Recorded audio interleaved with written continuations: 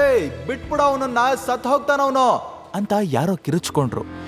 ಆಗ್ಲೇ ಸಾಮ್ರಾಟ್ಗೆ ತಾನ್ ತಾಳ್ಮೆ ಕಳ್ಕೊಂಡು ಹಿಗ್ಗ ಮುಗ್ಗ ಚಚ್ಚುತ್ತಾ ಇದ್ದೀನಿ ಅಂತ ಫ್ಲಾಶ್ ಆಯ್ತು. ಅಷ್ಟ್ರಲ್ಲಾಗ್ಲೇ ಆ ಹುಡುಗನ್ ಮುಖ ಮೂತಿ ಬ್ಲಾಸ್ಟ್ ಆಗೋ ರೇಂಜಿಗೆ ಹೊಡೆದ್ಬಿಟ್ಟಿದ್ದ. ಸಾಮ್ರಾಟ್ ಅವನನ್ನ ಅಲ್ಲೇ ಕೆಳಗ್ ಬಿಸಾಕಿ ಕೈ ಕೊಡುತ್ತಾ ಪಕ್ಕಕ್ ಬಂದ. ಅಷ್ಟ್ರಲ್ಲಿ ಅವನ್ ಭುಜದ ಮೇಲೆ ಒಂದು ಕೈ ಬಿತ್ತು.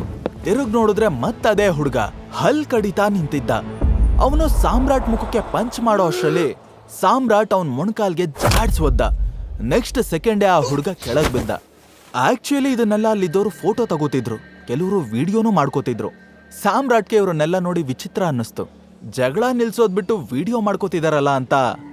ಅದೇ ಸಮಯಕ್ಕೆ ಹಿಂದೆಯಿಂದ ಇಲ್ಲೇನಾಗ್ತಿದೆ, ಇದೇನ್ ಮೀನ್ ಮಾರ್ಕೆಟ್ ಅನ್ಕೊಂಡಿದ್ದೀರಾ?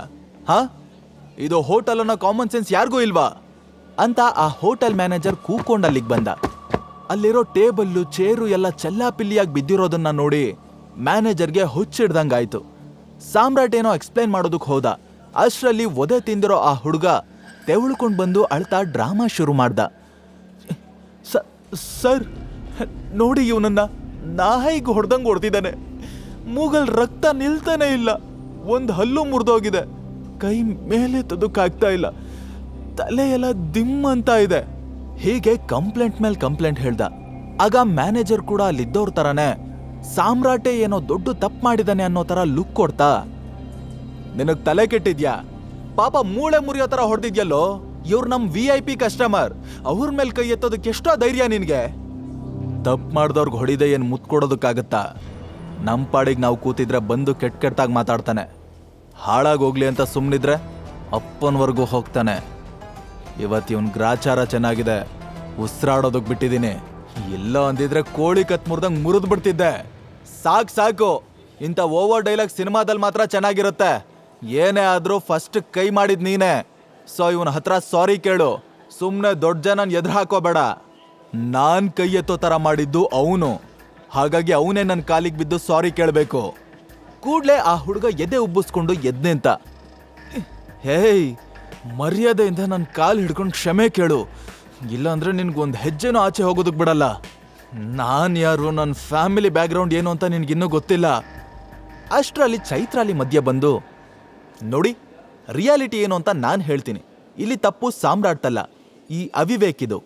ನಾವಿಬ್ರು ಲಂಚ್ಗೆ ಬಂದಿದ್ವಿ. ಆಗ ಇವ್ನು ನನ್ನ ಹತ್ರ ಬಂದು ಕೆಟ್ಟಾಗಿ ಮಾತಾಡ್ದ. ಸಾಮ್ರಾಟಿಗೆ ಕೋಪ ಬಂದು ಸರಿಯಾಗಿ ತದಗ್ತ ಅಂತ ಇರೋ ಸತ್ಯನೆಲ್ಲ ಹೇಳಿದ್ಲು. ಮ್ಯಾನೇಜರ್ ಆ ಹುಡುಗನ ಕಡೆ ತಿರುಗಿ ಸಾಫ್ಟ್ ಆಗಿ, ತಿಳುವಳಿಕೆ ಇರೋ ಥರ ಕಾಣಿಸ್ತೀಯ, ಆದ್ರೂ ಯಾಕೆ ಹೀಗೆ ನಡ್ಕೊಂಡೆ ಅಂತ ಕೇಳ್ದ. ಅವನು ಏನೋ ಮಾತಾಡ್ದೆ ತಲೆ ತಗ್ಗಿಸ್ತಾ. ಆದ್ರೆ ನಿಜ ಗೊತ್ತಾದ್ಮೇಲೂ ಮ್ಯಾನೇಜರ್ ಸಾಮ್ರಾಟ್ ಪರ ಮಾತಾಡ್ಲಿಲ್ಲ.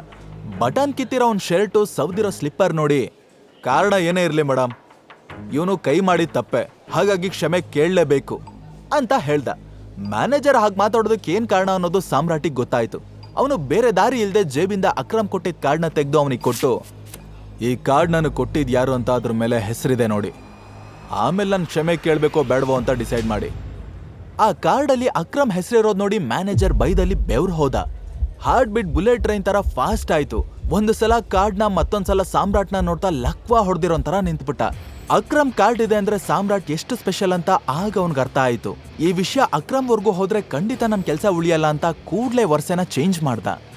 ಸೀದಾ ಆ ಹುಡುಗನ ಹತ್ರ ಹೋಗಿ, ಬೇರೆಯವ್ರ ಮನೆ ಹೆಣ್ಮಕ್ಳ ಜೊತೆ ಮಾತಾಡೋದಕ್ಕೂ ಮೊದಲು ನಿಮ್ಮಮ್ಮನ ಹತ್ರ ಹೋಗಿ ಹೇಗ್ ಬಿಹೇವ್ ಮಾಡಬೇಕು, ಅವ್ರಿಗೆ ಹೇಗ್ ಗೌರವ ಕೊಡಬೇಕು ಅಂತ ಕಲ್ತ್ಕೊಂಡ್ ಬಾ ಅಂತ ಚೆನ್ನಾಗಿ ಉಗ್ದು ಉಪ್ಪಿನಕಾಯಿ ಹಾಕ್ದ. ಇಷ್ಟೆಲ್ಲ ಆದ್ಮೇಲೆ ಸಾಮ್ರಾಟ್ಗೆ ಅಲ್ಲಿ ನಿಂತ್ಕೊಳ್ಳೋದಕ್ಕೂ ಇಷ್ಟ ಆಗ್ಲಿಲ್ಲ. ಚೈತ್ರಾಲಿನ ಕರ್ಕೊಂಡು ಅಲ್ಲಿಂದ ಹೊರಟ. ಇಬ್ರು ಬಂದು ಕಾರಲ್ಲಿ ಕೂತ್ಕೊಂಡ್ರೆ ವಿನಃ ಯಾರು ಮಾತು ಶುರು ಮಾಡ್ಲಿಲ್ಲ. ಇಷ್ಟೆಲ್ಲ ಆದ್ಮೇಲೆ ಚೈತ್ರಾಲಿ ಮನ್ಸಲ್ಲಿ ಏನು ಓಡ್ತಿದೆ ಅಂತ ಸಾಮ್ರಾಟ್ಗೆ ತಿಳ್ಕೋಬೇಕು ಅನ್ನಿಸ್ತು. ಬಟ್ ಕೇಳಿದ್ರೆ ತನ್ನ ಮೇಲೆ ಅನುಮಾನ ಇನ್ನೂ ಜಾಸ್ತಿ ಆಗುತ್ತೆ ಅಂತ ಅನ್ಕೊಂಡು ಅವನು ಸುಮ್ನಾದ. ಇನ್ಫ್ಯಾಕ್ಟ್ ಅವನ ಐಡೆಂಟಿಟಿ ಬಗ್ಗೆ ತಿಳ್ಕೊಳ್ಳೋದಕ್ಕೆ ಚೈತ್ರಾಲಿ ತುಂಬಾನೇ ಟ್ರೈ ಮಾಡ್ತಿದ್ಲು. ಅವಳಿಗೆ ಒಂದು ಚಿಕ್ಕ ಕ್ಲೂ ಸಿಕ್ಕಿದ್ರು ಕಂಡು ಹಿಡಿದೇ ಬಿಡ್ತಿರ್ಲಿಲ್ಲ. ಇವರು ಲಂಚ್ಗೆ ಅಂತ ಬಂದಿದ್ರು. ಈಗ ಹಾಗೆ ಹೋಗೋ ಹಾಗಾಯ್ತು. ಸಾಮ್ರಾಟ್ಗೆ ಬೇರೆ ತುಂಬಾನೇ ಹಸ್ವಾಗಿತ್ತು. ಆದ್ರೂ ಊಟದ ಬಗ್ಗೆ ಅವನು ಮಾತಾಡೋದಕ್ಕೆ ಹೋಗ್ಲಿಲ್ಲ. ಅವನ್ಗೆ ಹಸ್ಕೊಂಡಿದ್ದು ಅಭ್ಯಾಸ ಆಗೋಗಿತ್ತು. ಚಿಕ್ಕ ವಯಸ್ಸಿಂದಾನು ಅವನ್ಗೆ 2 ಹೊತ್ತು ತಿನ್ನೋದಕ್ಕೆ ಸಿಕ್ತಿದ್ದಿದ್ದೇ ಹೆಚ್ಚು. ಎಷ್ಟೋ ರಾತ್ರಿ ಬರೀ ನೀರ್ ಕುಡ್ದೆ ಮಲಗ್ತಿದ್ದ. ಈ ಕಡೆ ಚೈತ್ರಾಲಿ ಅವನನ್ನೇ ಪದೇ ಪದೇ ನೋಡ್ತಿದ್ಲು. ಕೊನೆಗೆ ಅವಳಿಗೆ ತಡ್ಕೊಳ್ಳೋದಕ್ಕಾಗ್ದೆ, ಆರ್ ಯು ಓಕೆ ಅಂತ ಕೇಳಿದ್ಲು. Yes, I am okay, but sorry, ನಿನಗೆ ಒಳ್ಳೆ ಟ್ರೀಟ್ ಕೊಡ್ಸೋಣ ಅಂತ ಕರ್ಕೊಂಡು ಬಂದೆ, ಆದ್ರೆ ಎಲ್ಲ ಹಾಳಾಯ್ತು. ನಿನಗೋಕೆ ಅಂದ್ರೆ ನಾವು ಬೇರೆ ಕಡೆ ಹೋಗೋಣವಾ? ಎಸ್ ಅಫ್ಕೋರ್ಸ್, ನಾನಿವತ್ತು ಇಡೀ ದಿನ ಫ್ರೀ ಇದ್ದೀನಿ, ಸೊ ಏನು ಪ್ರಾಬ್ಲಮ್ ಇಲ್ಲ. ಸಾಮ್ರಾಟ್ ಕಾರ್ ಟರ್ನ್ ಮಾಡ್ದ. ಸ್ವಲ್ಪ ಹೊತ್ತಿನ ನಂತರ ಅವರು ಮತ್ತೊಂದು ಲಕ್ಸುರಿಯಸ್ ಹೋಟೆಲ್ ರೀಚ್ ಆದ್ರು. ಆ ಹೋಟೆಲ್ ಬೋರ್ಡ್ ಕಡೆ ನೋಡ್ತಾ ಚೈತ್ರಾಲಿ ಒಳಗ್ ಕಾಲಿಟ್ಲು. ಸಾಮ್ರಾಟ್ ಕೂಡ ನೋಡ್ದ. ಅದು ಸಂಜಯ್ನ ಪರಮಶತ್ರು ದಿಗ್ಬಾಲ್ ಹೋಟೆಲ್ ಆಗಿತ್ತು. ಸಾಮ್ರಾಟ್ ಗೊತ್ತಿದ್ದೇ ಅಲ್ಲಿಗೆ ಬಂದಿದ್ದ. ಆ ಹೋಟೆಲ್ ಜೊತೆಗೆ ದಿಗ್ಬಾಲ್ ದೊಡ್ಡ ಮಾಫಿಯಾ ಗ್ಯಾಂಗ್ನು ನಡೆಸ್ತಿದ್ದ. ಬೆಂಗಳೂರಿನ ಭೂಗತ ಲೋಕದಲ್ಲಿ ಟೈಗರ್ ಹೆಸರು ಎಷ್ಟು ಫೇಮಸ್ ಆಗಿತ್ತೋ ದಿಗ್ಬಾಲ್ ಹೆಸರು ಕೂಡ ಅಷ್ಟೇ ಜೋರಾಗಿತ್ತು. ಅವನು ಸಂಜಯ್ ಮಾಡಿರೋ ಅಷ್ಟೇ ದುಡ್ಡು, ಆಸ್ತಿ ಪಾಸ್ತಿ ಎಲ್ಲ ಮಾಡಿದ್ದ. ಇವತ್ತಾದ್ರೂ ದಿಗ್ಬಾಲ್ನ ನೋಡೋ ಚಾನ್ಸ್ ಸಿಗ್ಬೋದು ಅನ್ಕೊಳ್ತಾನೆ ಸಾಮ್ರಾಟ್ ಒಳಗ್ ಹೋಗಿ ಕೂತ್ಕೊಂಡ. ಚೈತ್ರಾಲಿ ಕ್ಯೂರಿಯಸ್ ಆಗಿ ಅವನನ್ನೇ ನೋಡ್ತಾ, ಹಾಗಾದ್ರೆ ನಿನ್ ಬಗ್ಗೆ ಏನೋ ಹೇಳ್ಬಾರ್ದು ಅಂತ ಡಿಸೈಡ್ ಮಾಡಿದ್ಯಾ ಅಂತ ಕೇಳಿದ್ಲು. ಸಾಮ್ರಾಟ್ ಫುಡ್ ಆರ್ಡರ್ ಮಾಡ್ತಾ, ಯಾವ್ದ್ರ ಬಗ್ಗೆ ಕೇಳ್ತಿದ್ಯಾ? ಚೈತ್ರಾಲಿ ಮನ್ಸಲ್ಲಿ ನಿಜವಾಗ್ಲೂ ಯಾಕೆ ಅನುಮಾನ ಸೃಷ್ಟಿಯಾಗಿದೆ ಅನ್ನೋದು ಸಾಮ್ರಾಟ್ಗೆ ಗೊತ್ತಾಗ್ತಿತ್ತು. ಅವತ್ತು ಪಾರ್ಟಿಲಿ ಅಕ್ರಮ್ ಸಾಮ್ರಾಟ್ನ ಸೆಪರೇಟ್ ಆಗಿ ರೂಮ್ ಒಳಗಡೆ ಕರ್ಕೊಂಡು ಹೋದಾಗ ಎಲ್ರೂ ಅವನ್ನ ಡ್ರೈವರ್ ಮಗ ಇರ್ಬೋದು ಅಂತ ನಂಬಿದ್ರು. ಬಟ್ ಚೈತ್ರಾಲಿ ಮಾತ್ರ ಅದನ್ನ ನಂಬಿರ್ಲಿಲ್ಲ. ಚೈತ್ರಾಲಿ ಪಟ್ಟು ಬಿಡ್ದೆ, ನೋಡು ಎಲ್ಲ ಗೊತ್ತಿದ್ದು ಡ್ರಾಮಾ ಮಾಡ್ಬೇಡ, ನಾನ್ ನಿನ್ ಬಗ್ಗೆನೇ ಕೇಳ್ತಾ ಇರೋದು ಅಂದ್ಲು. ನನ್ ಬಗ್ಗೆನಾ?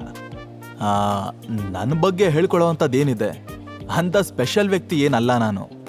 ಸಾಮ್ರಾಟ್ ಬೇಕು ಅಂತಾನೆ ಚೈತ್ರಾಲಿ ಮಾತಿಂದ ಎಸ್ಕೇಪ್ ಆಗೋದಕ್ಕೆ ಟ್ರೈ ಮಾಡ್ತಿದ್ದ. ಅಷ್ಟ್ರಲ್ಲಿ ಅವನ ಕಣ್ಣು ಪಕ್ಕದ ಟೇಬಲ್ ಅಲ್ಲಿ ಕೂತಿರೋರ್ ಮೇಲೆ ಬಿತ್ತು. ಅವರು ಏನೋ ತುಂಬಾ ಸೀರಿಯಸ್ ಆಗಿ ಮಾತಾಡ್ತಿದ್ರು. ಇವಾಗ ಬೆಂಗಳೂರು ಮಾಫಿಯಾದಲ್ಲಿ ಮಾತ್ರ ಅಲ್ಲ, ಇಡೀ ಅಂಡರ್ ವರ್ಲ್ಡ್ ತುಂಬಾ ಯಾರ ಹೆಸರು ಓಡಾಡ್ತಿರೋದು ಹೇಳು? ದಿಕ್ಪಾಲ್, ಡೆವಿಲ್ ದಿಕ್ಪಾಲ್ ಹೆಸರು ಕಣ. ಕರೆಕ್ಟ್ ಆಗಿ ಹೇಳ್ದೆ ಹೆಬ್ಬೆಟ್ಟು. ಟೈಗರ್ ಅಂಡರ್ ವರ್ಲ್ಡ್ ಇಂದ ಮಾಯ ಆದ್ಮೇಲೆ ಟೈಗರ್ ಅನ್ನೋ ಹೆಸರು ಮಾಯ ಆಯ್ತು. ಆದ್ರೂ ಆ ಟೈಗರ್ ಗತ್ತು ಗಮ್ಮತ್ತೆ ಬೇರೆ ಲೆವೆಲ್ಲು. ಅವನ್ ತರ ಬೆಂಗಳೂರು ನಾಳೋ ಗಂಡು ಮತ್ತೆ ಹುಟ್ಟಲ್ಲ ಬಿಡು. ಸಾಮ್ರಾಟ್ಗೆ ಯಾಕೆ ಅವ್ರ ಡ್ಯಾಡ್ ಬಗ್ಗೆ ಎಲ್ಲ ಮಾತಾಡ್ತಾ ಇದ್ದಾರೆ ಅಂತ ಗೊತ್ತಾಗ್ಲಿಲ್ಲ. ಇತ್ತ ಚೈತ್ರಾಲಿ ಅದೇ ರಾಗ ಅದೇ ತಾಳ ಅನ್ನೋ ತರ ಕೇಳಿದ್ದನ್ನೇ ಕೇಳ್ತಾ ಇದ್ಲು. ಹೇಳು ಸಾಮ್ರಾಟ್, ನಾನು ಅವಾಗ್ಲಿಂದ ಕೇಳ್ತಾ ಇದ್ದೀನಿ, ನೀನ್ ಮಾತ್ ಮರೆಸ್ತಿದ್ಯಲ್ಲ. ಸಾಮ್ರಾಟ್ಗೆ ಅವಳ ಮಾತು ಕಿವಿ ಮೇಲೆ ಬೀಳಲೇ ಇಲ್ಲ. ಅವನ್ ಗಮನ ಎಲ್ಲ ಪಕ್ಕದ ಟೇಬಲ್ ಮೇಲೆ ಇತ್ತು. ಇತ್ತ ಇನ್ನೊಬ್ಬ ಪುಡಿ ರೌಡಿ, ಜಿಂಕೆ ಜಾನಿ. ಲೇ, ಟೈಗರ್ ಸತ್ತಿಲ್ಲ ಕಣ್ರೋ, ಅವನ್ ಜೀವಂತವಾಗಿದ್ದಾನೆ, ಆದಷ್ಟು ಬೇಗ ಬಂದೇ ಬರ್ತಾನೆ ಅಂದ. ಲೇ ಜಾನಿ, ಸಾಕು ಸಾಕು, ನೀನಿವತ್ತು ಸಿಕ್ಕಾಪಟ್ಟೆ ಕುಡ್ದಿದ್ಯಾ, ಅದಕ್ಕೆ ಏನೇನೋ ಮಾತಾಡ್ತಿದ್ಯಾ. ಲೇ ಮಚ್ಚ, ನಾನೆಲ್ಲ ಕುಡ್ದಿರೋದು, ನೀನು ಅದಕ್ಕೆ ಏನೇನೋ ಮಾತಾಡ್ತಿದ್ಯಾ.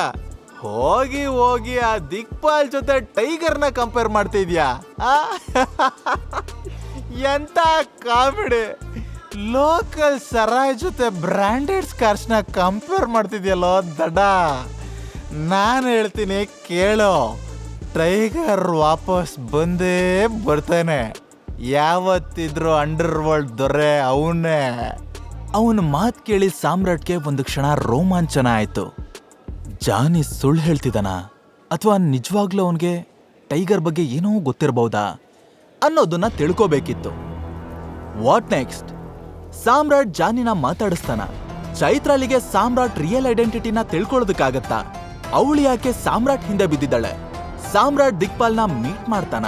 ಈಗ ನೀವು ಪಾಕೆಟ್ ಎಫ್ಎಂ ನಲ್ಲಿರೋ ಎಲ್ಲಾ ಶೋಗಳನ್ನ ಈಸಿಯಾಗಿ ಕೇಳಬಹುದು. ಈಗಲೇ ಡೌನ್ಲೋಡ್ ಮಾಡಿ ಪಾಕೆಟ್ ಎಫ್ಎಂ ಮತ್ತು ಕೇಳಿ ದೇಶ ವಿದೇಶದಲ್ಲಿ ಫೇಮಸ್ ಆಗಿರೋ ಟೈಗರ್ ರಿಟರ್ನ್ಸ್ ಅನ್ನೋ ಮೈ ನವಿರೇಳಿಸೋ ಕಥೆಯನ್ನ.